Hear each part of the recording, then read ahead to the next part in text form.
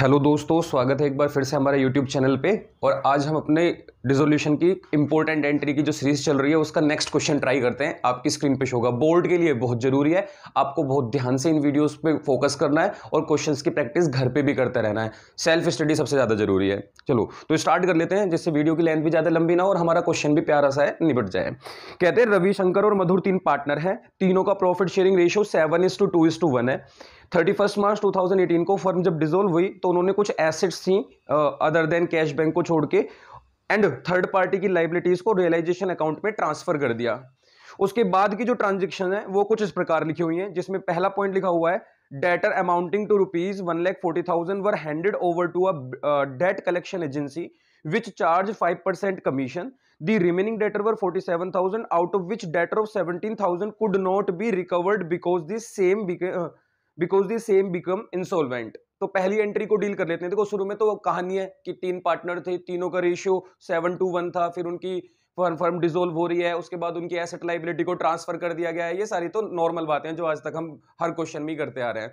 Important है कि इसकी जो फर्स्ट एंट्री है वो क्या है, मतलब जो पहली ट्रांजेक्शन है, ट्रांजेक्शन में लिखा है कि आपके पास एक डेटर है जिनका अमाउंट है 1,40,000। जरा ध्यान से देखना, थोड़ा सा डेटर के बारे में चर्चा कर लेते हैं, उसके बाद इसकी एंट्री बनाएंगे।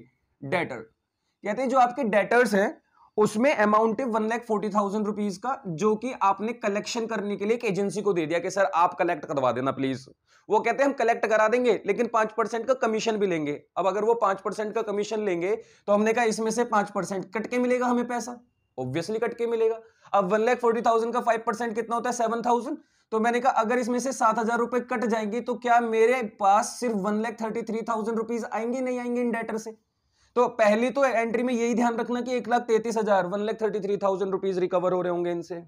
दूसरा, इसके बाद भी कुछ रिमेनिंग डेटर है, मतलब और डेटर्स भी हैं हमारे पास जिनकी वैल्यू कितनी है 47,000।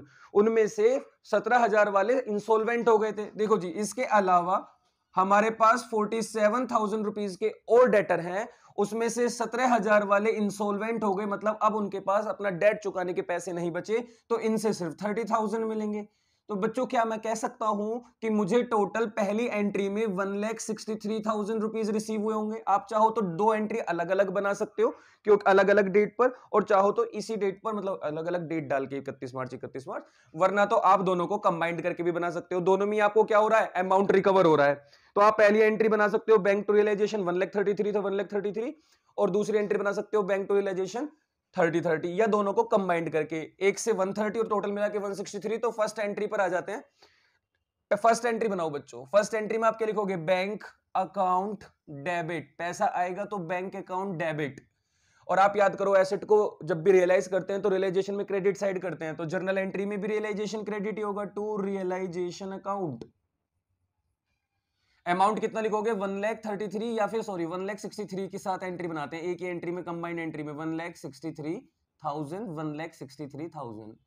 नरेशन लिख लेना चलो साथ साथ, बीइंग डेटर्स वैल्यू रियलाइज्ड। आपको डेटर की वैल्यू रियलाइज्ड हो गई, ये हो गई आपकी फर्स्ट एंट्री। देखो हर वीडियो में 4, 5, 6 ऐसी तरीके से क्वेश्चन के अकॉर्डिंग, 4 मार्क्स का होगा तो 4 जर्नल एंट्रीज बनाने को आएंगी, 6 मार्क्स का होगा तो 6 जर्नल एंट्री बनाने को आएंगी। तो अभी हमने 4 जर्नल एंट्री का ही वाला क्वेश्चन कर रहे हैं जिसमें 4 नंबर में आपके पास आएगा क्वेश्चन। तो अभी 4 करते तो वीडियो की लेंथ भी ज्यादा लंबी नहीं होगी और आपको इंपॉर्टेंट एंट्री सीखने को मिल जाएंगी। तो पहली एंट्री तो इस तरीके से वर्किंग साथ में करनी पड़ सकती है, डायरेक्ट नहीं आएगा 5,000 ले लो 10,000 दे दो, जरूरी नहीं है। ऐसा भी हो सकता है ना कि डिस्काउंट हो जाए, कमीशन ले ले कोई, कोई इंसॉल्वेंट हो जाए, तो इस तरीके की चीज आपको देखने को मिलेगी क्वेश्चन के अंदर, 12th क्लास में हो आप। सेकंड पॉइंट में लिखा हुआ है creditor amounting 5,000 were paid ₹3,500 in full settlement of their claim. 5,000 रुपए के जो क्रेडिटर है अब वो सिर्फ 3,500 रुपीज में सेटलमेंट करने के लिए तैयार है हमसे। हमने कहा ठीक है, एक तो इनको 3,500 पे कर देंगे, ये बात तो क्लियर हो गई, ठीक है जी 3,500 में तुम्हारा काम खत्म कर देंगे हम। इसके बाद कहते हैं रिमेनिंग, और जो बाकी के हमारे पास जो रिमेनिंग क्रेडिटर बच रहे हैं, जो बैलेंस क्रेडिटर थे, handed over stock ₹90,000 in full settlement of their claim ₹95,000। मतलब कहने का ये है कि हमारे जो पहले 5,000 के क्रेडिटर हैं वो तो 3,500 लेके चुप बैठ जाएंगे। उसके बाद के जो बचे हुए क्रेडिटर है वो हमसे स्टॉक लेकर चले जाएंगे, हम उसको स्टॉक देंगे और हम कहेंगे चलो जी तुम्हारा और हमारा अब कोई लेना देना नहीं है, टाटा बाय बाय है। तो आप बताओ, जब भी मेरी कोई एसेट मेरी किसी लाइबिलिटी से सेट ऑफ हो जाती है रियलाइजेशन के टाइम पे, तो क्या हमें उसकी एंट्री बनानी होती है? नहीं। क्यों नहीं बनाते?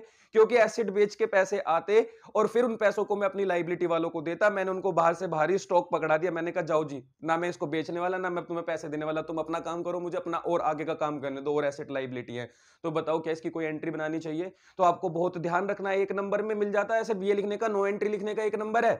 लेकिन नो एंट्री लिखने का कब एक नंबर? जब आप ये मेंशन करके आओगे कि अगर हमारी कोई एसेट किसी लाइबिलिटी से सेट ऑफ होती है डिसोल्यूशन के टाइम पे, तो हमें उसकी कोई जर्नल एंट्री पास नहीं करनी होती। तो ले दे के इतनी बड़ी ट्रांजैक्शन की एंट्री इतनी सी, मतलब सिर्फ 3500 से आपको एक एंट्री बनानी है। आपने पैसा दिया तो बैंक अकाउंट क्रेडिट हुआ होगा, और ये किस अकाउंट से होगा? रियलाइजेशन, क्योंकि सारी जिम्मेदारी तो रियलाइजेशन अकाउंट की होती है। लाइबिलिटी सारी रियलाइजेशन में क्रेडिट साइड लिखी होती है, उनको फिर जब पे करते हो तो डेबिट साइड। तो हमने कर लीजिए 3500 रुपीज पे कर देते हैं। आप कहोगे नरेशन, मैंने कहा बीइंग क्रेडिटर्स सेटल्ड, आपने क्रेडिटर्स को सेटल्ड कर दिया, डन। नेक्स्ट एंट्री पर आते हैं, एंट्री नंबर थर्ड एंट्री में लिखा है a bill receivable 2000 discounted with the bank was dishonour by the acceptor and the same had to be made by the firm. 2000 रुपए का किसी ने हमें बिल दिया था, जो कि हमने बैंक से डिस्काउंट करा लिया था। अब जो वो ड्रॉई होता है, जो पेमेंट करता है, उसने टाइम पर जो एक्सेप्टेंस देता है एक्सेप्टर, उसने पैसा नहीं दिया। और अगर पैसा नहीं दिया तो क्या अब बैंक तो हमसे पैसा मांगेगा, कहेगा जी मैंने तो तुम्हें इतने दिन पहले पैसे दे दिए थे, मेरे पैसे वापस करो। तो इस चीज को भी अब फर्म को ही झेलना पड़ेगा। हमने कहा कोई दिक्कत नहीं है, नुकसान हो गया एक तरीके से अब हमारा, थोड़ी देर के लिए समझो। हमने कहा बैंक अपना पैसा हमारे अकाउंट से काट लेगा, तो मेरा बैंक तो क्रेडिट हो जाएगा 2000 रुपए से। और मैंने कहा मेरे लिए एक तरीके का नुकसान है, तो लॉस जितने भी होंगे रियलाइजेशन अकाउंट में डेबिट साइड रिकॉर्ड की जाएंगी, तो रियलाइजेशन अकाउंट डेबिट, ये 2000 रुपीज इस तरीके से रिकॉर्ड हो जाएगा।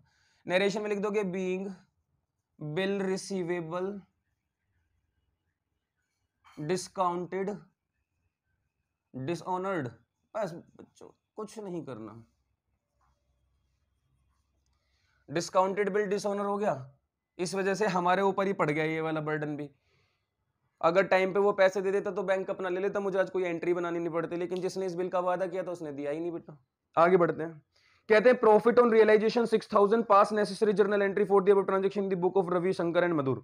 ओके, जर्नल एंट्री तो हम बना ही रहे हैं।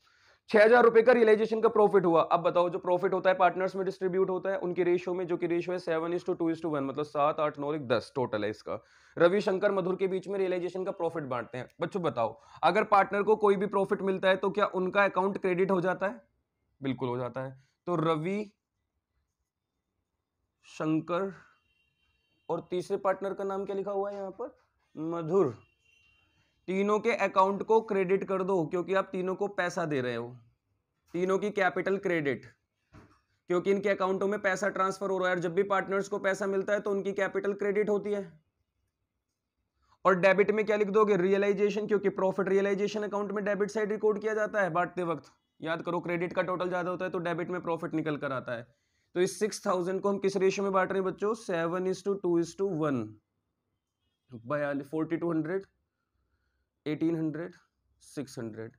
Being realisation profit distributed, realisation का प्रॉफिट आपने क्या कर दिया? डिस्ट्रीब्यूटेड, बांट दिया गया, डन। तो ये था 4 मार्क्स का बड़ा प्यारा सा क्वेश्चन। इस पे आपको पूरे 4 नंबर मिल जाएंगे अगर इस टाइप का कोई क्वेश्चन आ जाता है तो, मतलब इस टाइप की कोई एंट्री आती है तो ध्यान रखना है। कुछ भी वर्किंग हो आप रफ में करो, उसके बाद उसका अमाउंट निकालो और तुरंत उसकी एंट्री लगा दो। इतना ही है आज की वीडियो में। 4 नंबर का क्वेश्चन कंप्लीट हुआ। नेक्स्ट वीडियो में मिलते हैं रिजोल्यूशन की और इंपॉर्टेंट एंट्रीज के साथ हम आपके सामने प्रेजेंट होंगे। प्लेलिस्ट मैंने बना दी है, प्लेलिस्ट में देख लेना। बोर्ड से रिलेटेड जो भी इंपॉर्टेंट क्वेश्चन हो सकते हैं सभी चैप्टर्स के, वो मैं इसी प्लेलिस्ट में डालता रहूंगा, ऐड करते रहेंगे वीडियो को, आप इनको देखते रहना। ठीक है जी, आप अपना ध्यान रखना। वीडियो पसंद आई हो तो अपने फ्रेंड के साथ शेयर कर देना और लाइक भी करना। Bye bye, take care.